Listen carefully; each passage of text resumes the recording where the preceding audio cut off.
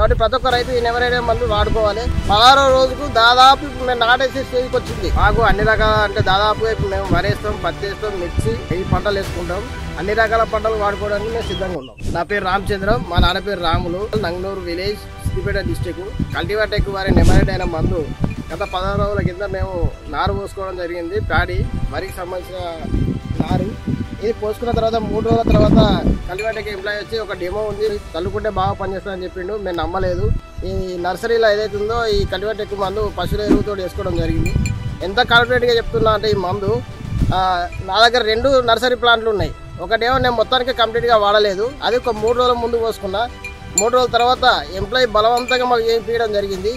చేస్తే ఈరోజు 16వ రోజు ఈ నర్సరీ 16వ రోజుకు దాదాపు మేము నాటేసే స్టేజ్కి వచ్చింది.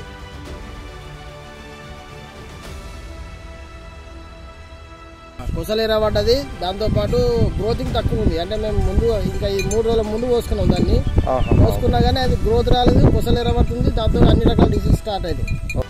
ప్యాడీ కాబట్టి నారు ఖచ్చితంగా గ్రోతింగ్ రావాలన్నా, కొసలేరకు పోవాలన్నా, అదేవిధంగా పచ్చపురు రాకుండా అన్ని రకాల పంటలకు అన్నిటికీ బాగా పనిచేస్తుంది. గ్రోత్కి పనిచేస్తుంది, ప్లస్ పచ్చపురుకు పనిచేస్తుంది, అన్నిటికి పనిచేస్తుంది.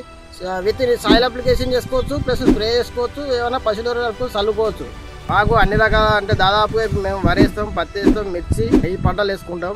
మేము ఖచ్చితంగా ఇప్పుడు ఇది చూసినాం కాబట్టి అంటే వరికి మేజర్గా మేము 25 రోజులకి 30 రోజులకు నాటేస్తున్నాం. కాబట్టి ఇది 15-16 రోజులకి మాకు గ్రోత్ ఉంది. కాబట్టి తొందరగా వేసుకుంటే తొందరగా మనకి హార్వెస్టింగ్ టైం అవుతుంది. కాబట్టి వాటర్ సోర్స్ ఉన్నది కాబట్టి మాకు ఎక్సలెంట్గా ముందుకు వస్తుంది. అన్ని రకాల పంటలు వాడుకోవడానికి మేము సిద్ధంగా ఉన్నాం.